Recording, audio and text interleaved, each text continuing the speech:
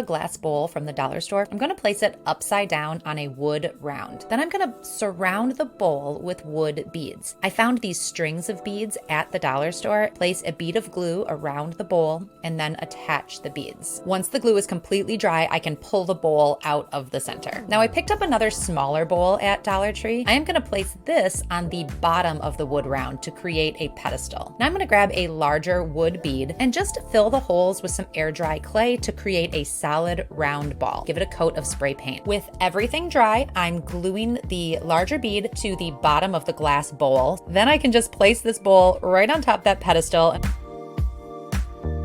I have this area in the front of my house that I want to beautify, so I grabbed a bowl from the Dollar Tree and put it over to make sure it fits. Then I went to Home Depot and grabbed some spray foam. Next, what I'm going to do is put the bowl down on a garbage bag, and I'm going to grab the spray foam and start covering all the bowl up. And we're going to go layer over layer. Now, this took about 3 cans, but I want to make sure before I put the next layer on, that's a little bit dry to the touch. Once you get it on, you want to give it about 24 hours. The next step is we got to carve the foam. Now you're going to shape this all over. Next step, I'm going to pour some water into a bucket. I'm using Cemental. What we're going to do is mix it. You want to be able to shape it and use it almost like a clay on top of the foam. Go ahead and just start adding it to the foam and just keep smoothing it on. For the second layer, I made it a little more runny. Just go ahead and smooth it in. If it looks a little rough, you can grab a chip brush, dip it in some water, and then you can start smoothing out the concrete that you put on. Now let it dry, and then I took some black paint, watered it down, and I'm going to add a little bit of color to the rock. So I'm going to add some brown to it also. You can go with any color you want. Now I'm ready to cover up the pipe that I want to have hidden. Pick up 1 or 2 clear plastic bowls from Dollar Tree. Take a wood burning tool to create a hole in the bottom of the bowl. Take a light kit from Amazon and thread the socket through the hole. Make sure it's secure and add a light bulb. Head to your local dollar store and pick up a clear plastic bowl, a metal flower vase, a floral foam square, and some faux flowers. Pull a wood candle lid from a used candle and remove the rubber ring. Spray paint this candle lid, the clear plastic bowl, and the metal flower vase. Use a strong adhesive and glue the candle lid to the bottom of the painted metal vase. Glue the painted bowl to the top of the candle lid. Give the entire footed pedestal bowl a light coat of white spray paint. Put some hot glue on the 4 corners of the square florist foam and glue it to the bottom of the bowl. Take pieces of faux greenery and stick them in and around the base. Next, take some bunches of faux flowers, stick the separated flowers into the florist foam. If you have any bare spots showing, fill those areas with a little green moss. Check out these colorful bowls. You're gonna turn it upside down. You're gonna take that heat tool and just press down. And we're gonna wanna do that to a couple more of these. I'm just going to use this to trace. Start with one of the blue bowls and one of the clear ones. And I'm gonna take some Gorilla Clear Grip. You're gonna wanna put this on and then let it sit. Make sure that you get this exactly right. One more blue bowl. Let that sit right there. You see how you can see the battery packs down at the base? I'm going to take some ivy. See how you can disguise that a little bit. Decided to add a few white poppies.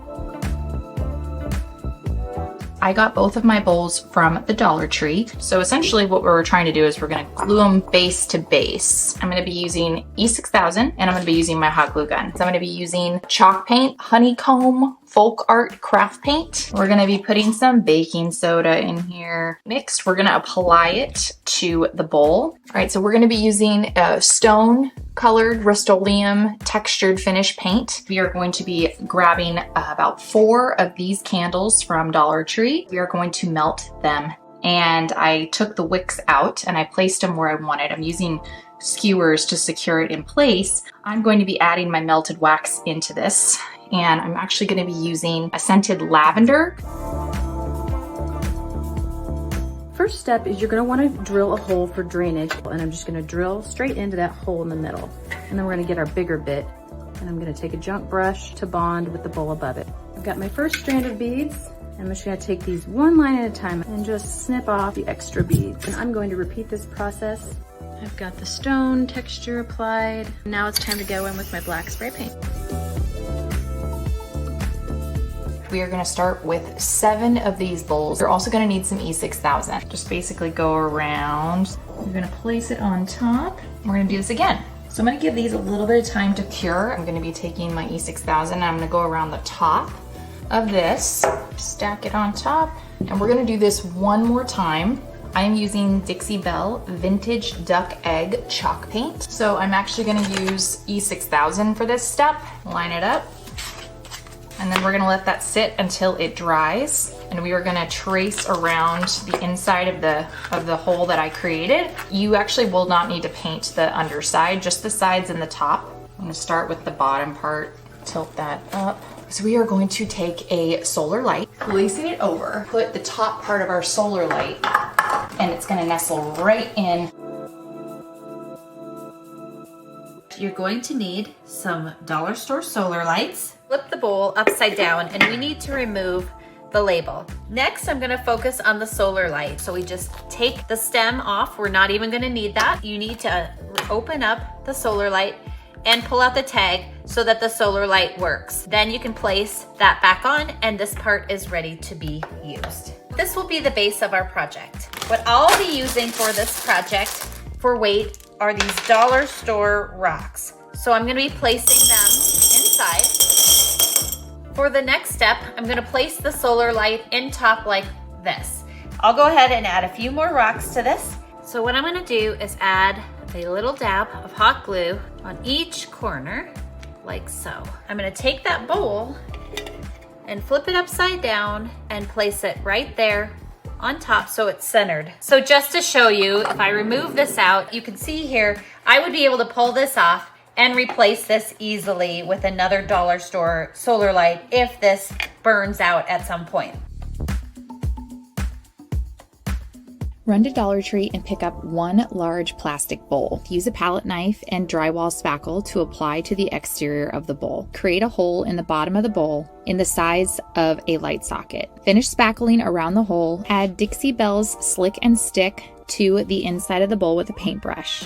Take Modern Masters metallic gold paint, at least 2 layers. Sand the surface of the spackled exterior. Take Rub and Buff and buff into the surface of the bowl interior. Take a hanging light kit from Amazon. Add a light bulb of choice.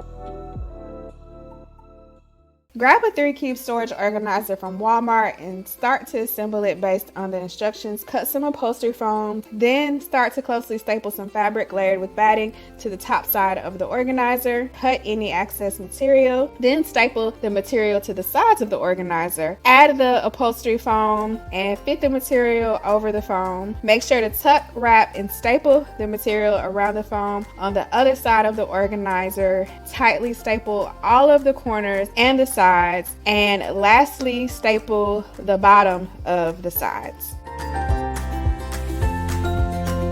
I picked up an inexpensive woven rug at IKEA. I started by pulling the bins out of their storage area, and I'm going to lay the rug down flat and then put the bin on top to measure how much fabric I need. To attach the rug to the bin, I'm going to use hot glue. So I'm gluing it to the back. So the handle part of the bin is actually going to be on the back, and this fabric is going to be on the other side. I'm going to wrap those sides of the rug around and secure it to the sides. Now I'm going to add a handle to this bin. So I'm going to poke a hole into the handle, one on each side, and stick the brad through. Punch a hole through the rug and through the storage bin, and then push that brad through. And then on the inside of the storage bin, I'm gonna push the two ends of the brad down to secure it in place.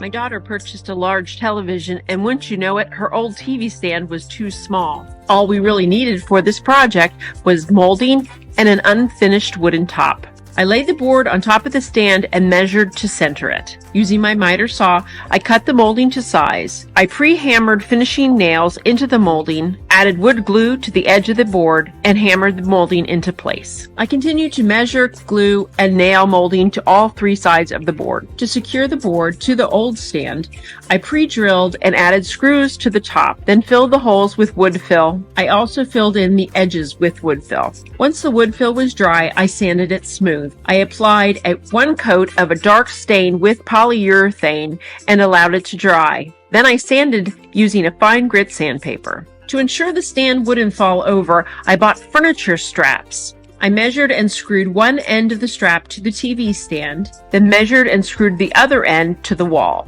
Now the TV fits perfectly and my daughter can still use her old stand.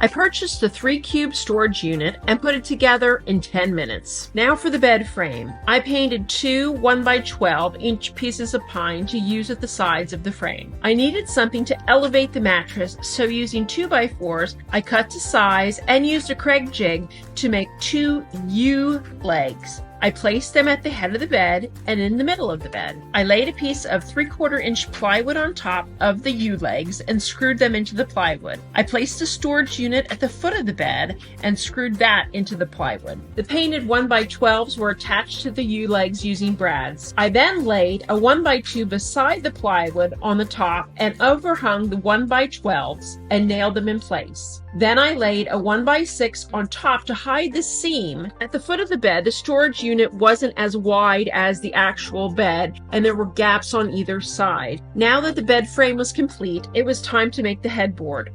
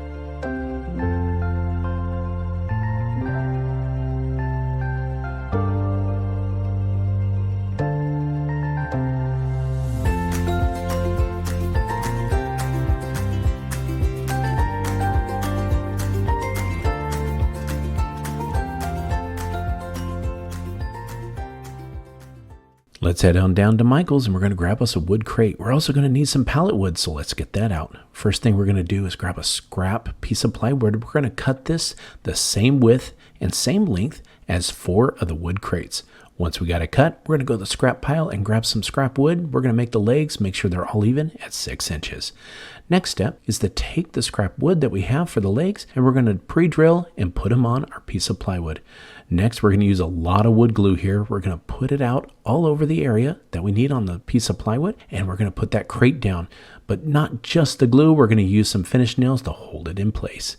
Once we get that first one on in the middle, we're going to put the next one on to the side of it and work our way down with the wood crates till we have 4 of them.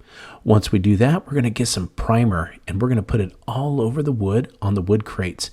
We need this because primer helps the paint stick and adhere to the wood. Without it, you might get some flaking.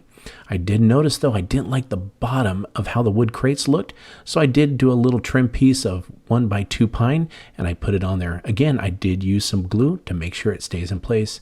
Next is time for paint.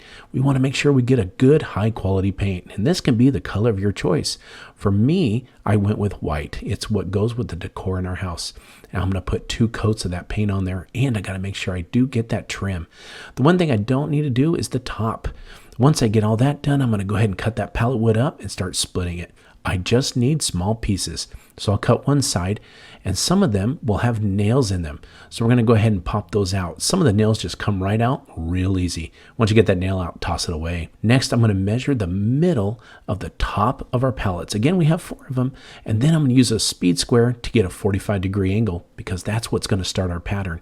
Take your first piece of pallet wood, and you're going to lay that down, and I'm going to use some glue spread around, but it's not going to be just glue again. We're going to use some brad nails. Put those in there, and that's going to hold it in place till the glue dries. Next, we're going to go with that second piece. Again, do you see the pattern starting to merge here? We're going to put that down, use a few brad nails to hold it in place, and then we're going to put the next one. See, this one's bigger. You can alternate as you go down. Now, what I wanted to do was make sure that I went down, chose the piece I want. You can see that I left some of the nail holes because it gives a wonderful look to this decor. Just keep working your way down, glue and brad nails all the way to the end. Once I'm done with the top, it's time to straighten it up. I'm going to put a guide board on, and I'm going to take my skill saw, and I'm going to cut it all the way down the edge. Being very careful to go slow and make sure I get that nice straight piece. Now it's time to go ahead and cover all the edges with some trim board. And once I get that trim board, it's time to precondition the wood. This is very simple to do. You just wipe on this precondition because it is made of pine, and when you stain it, it'll get blotchy. So I'm going to put this preconditioner on, and when it's ready and it dries for 30 minutes to an hour, it's time to put some stain on. I went with some dark walnut on this one. Now watch this. Because I preconditioned the wood, it looks a lot better and it doesn't make it blotchy. I'm going to go ahead and use a towel to put this on instead of a brush. I'm going to put it all over the top and the sides where the trim piece is. Once I get this stain on and let it dry, the last thing we got to do is put some polyurethane on. That's going to give it that professional finish. It's going to take 2 coats, and you can do 3 if you want. That's going to make it durable and ready to go. Once it's all dried up, look at this. This thing turned out absolutely amazing.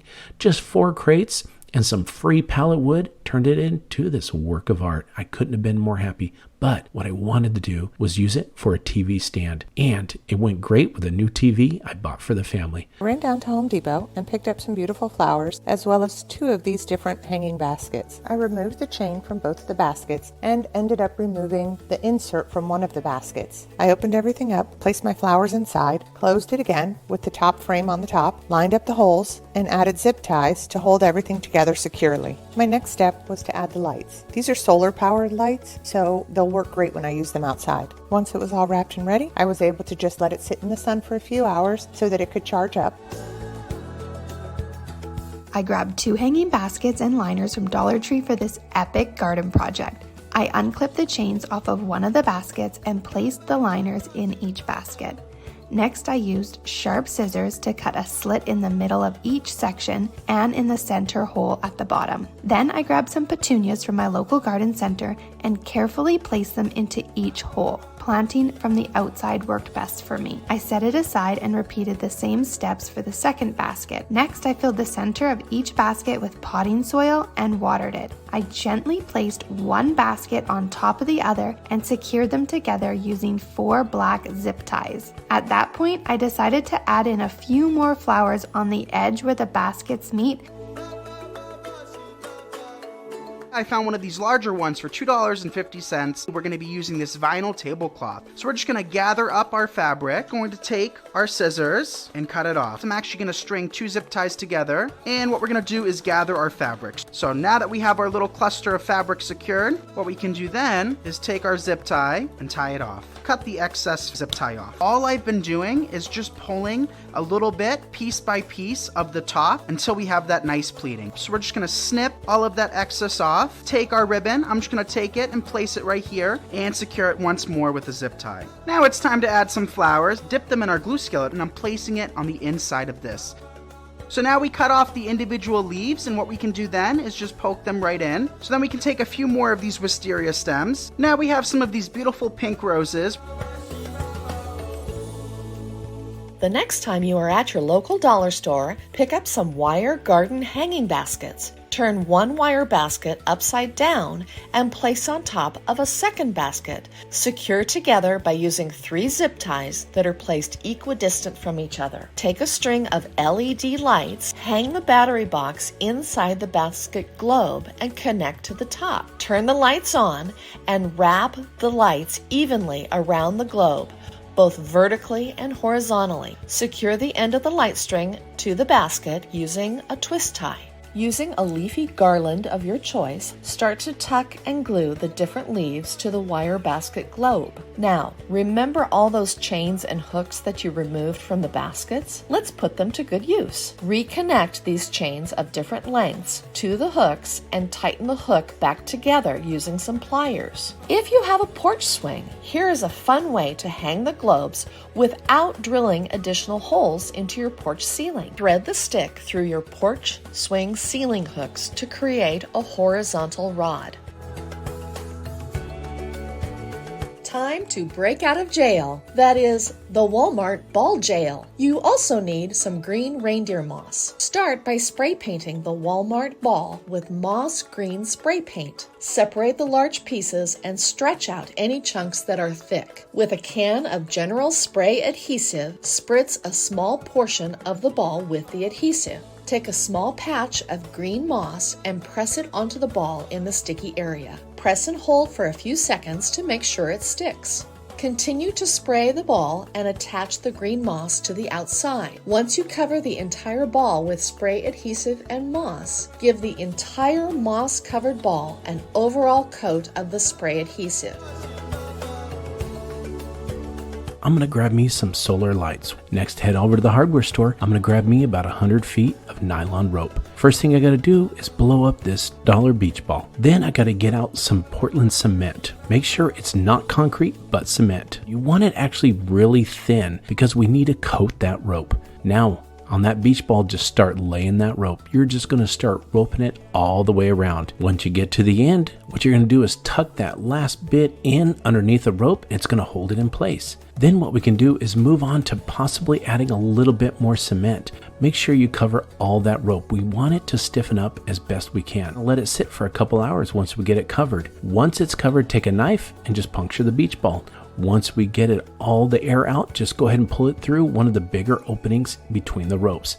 Now, I want to clean it up. Took a little bit of a plastic fork and just clean up the edges. Don't want anything flaking off. Take a squirt bottle and start squirting all the string, and you're just going to powder it with the cement. Just keep doing that all over. What this does is make it thicker and strengthen it up. We're going to grab that dollar light again. Take out the bottom part. You're going to turn it around, put it in, and that's what's going to stick into the ground. Go ahead and put it right into the ground, right in the area you want to put it, and then you're going to take your string orb and you're going to put it right over the light, right in the middle, and lay it on down. first things first, grab one of these dollar store or Walmart plastic balls, and then what you're gonna do is you're gonna gather the fabric. Pull that fabric nice and tight. Then you're gonna grab a zip tie and secure the fabric at the top. Now we're gonna cut off all of this excess fabric. I'm gonna take the ribbon, place it at the top, and then take that zip tie and place it around the ball. Now we're gonna take this greenery. We're gonna start by breaking down a few branches. Now we're gonna just dip this in our glue skillet and apply it straight to the fabric. So now, as you can see, we found a few adorable starfish as well as some seashells on my table. We're gonna just dip these in our glue skillet and glue them right in place.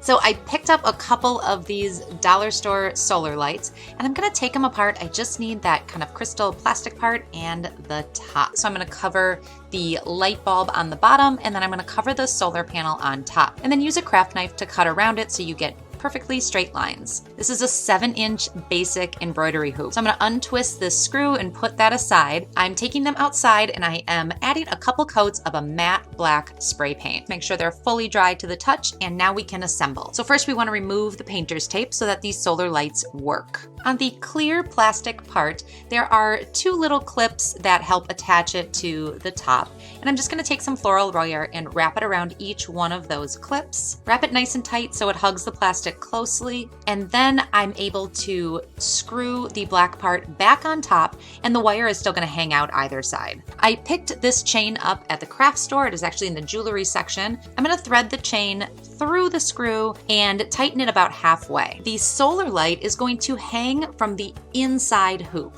So I'm just going to use my floral wire and wrap it around that hoop. Now I can put this middle hoop, the smaller hoop, back inside the larger one. Now once everything's in place, I can tighten this screw.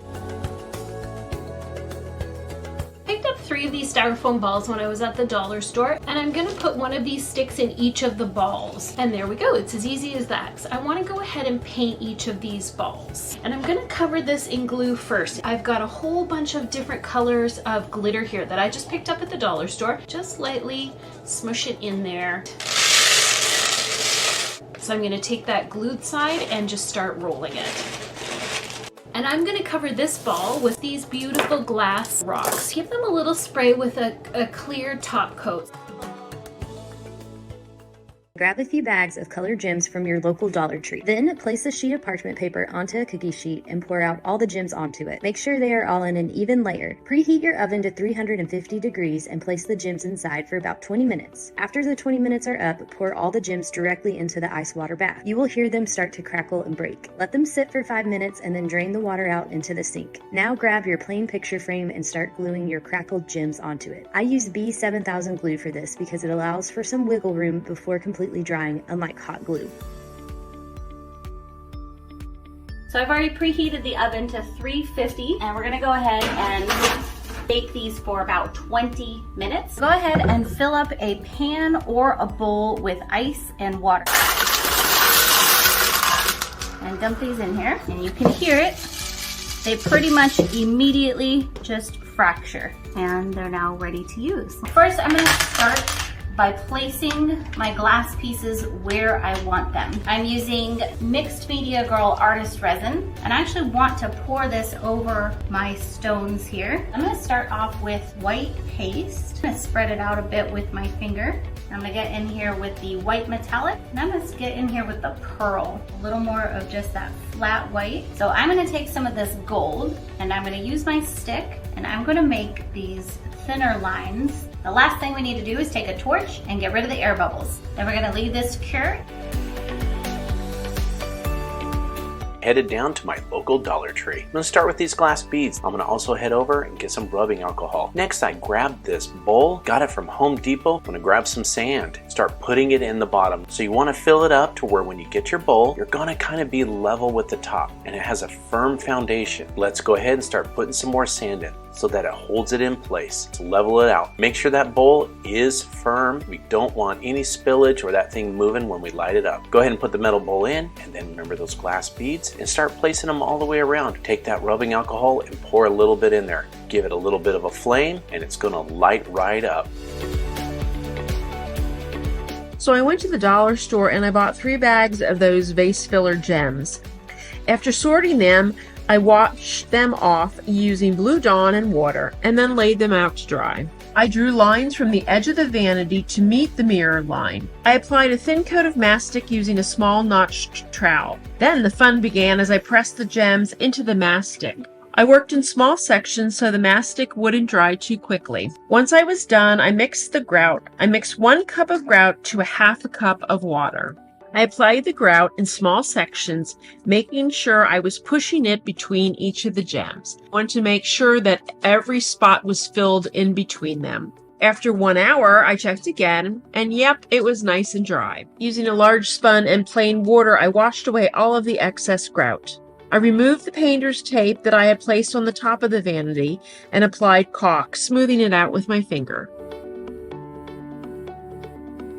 For this project, you're going to want to run over to your local dollar store and grab some glass gems. I painted the board a little bit of a white wash on the back just so it gives a good color for the backing. Now this all-purpose glue is perfect. All you got to do is lay it down, take the mirror after you got a few marks to center it, and place it on the board. Using the same all-purpose glue and a popsicle stick, and you're just going to put a little bit of glue on the back. Just slide them into place. You'll want to use non-sanded grout. Put your water in and start stirring it. Once you get it mixed pretty good, add your choice of paint color. Keep pushing it on there and get in between every glass gem. Once you got it down, grab your sponge, squeeze it out, not too damp, and you're just going to start wiping the top.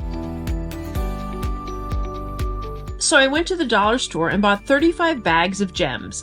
They were really dusty, so I removed them from their little bags and washed them with mild soap and water. After washing them, I laid them out on a towel to dry. Several months ago, I completed a backsplash in my bathroom above the sink. People commenting on that post asked for the entire wall to be covered with gems. So here you go. I began by drawing a level line a little higher than the backsplash. Then I measured the height of that line from the floor and made marks on the wall and connected the line. Another comment on that original backsplash post was that I didn't create a pattern on the wall, so on this one I decided to draw some seaweed. After the pattern was drawn, I began to apply mastic inside the seaweed lines, filling them in with the different sizes of green gems. I worked on small sections of the wall at a time, working my way up the wall. Once I got to where I had put the original backsplash, I added the mastic and continued with the 3 different colors of gems. It was a little hard working around the toilet, but hey, with my skinny fingers, I made it work.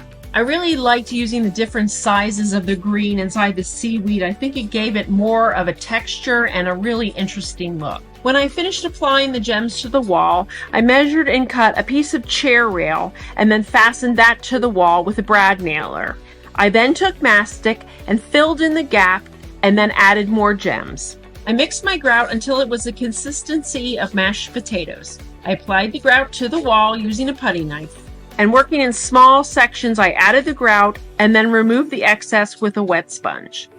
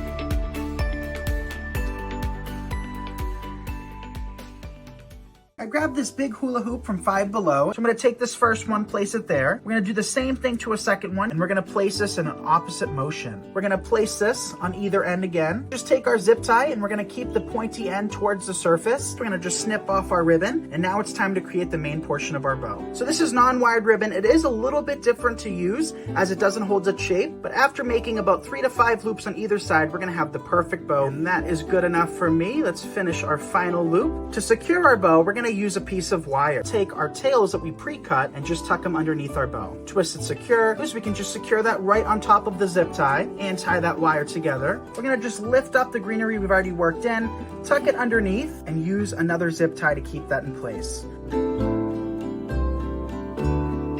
Just what I need for my latest project, hula hoops. Take some metallic paint that's made for plastics. I'm going to paint these gold. Now you're going to want to get some kind of a clear sealer spray with a light coat of the glaze. Right here, we're going to drill a hole in each side. I'm going to put one hoop inside the other and try and line up my holes where I have drilled. And I'm going to go outside and push all the way through, and then I'm going to push it through the next one. So I have it through 2 hoops.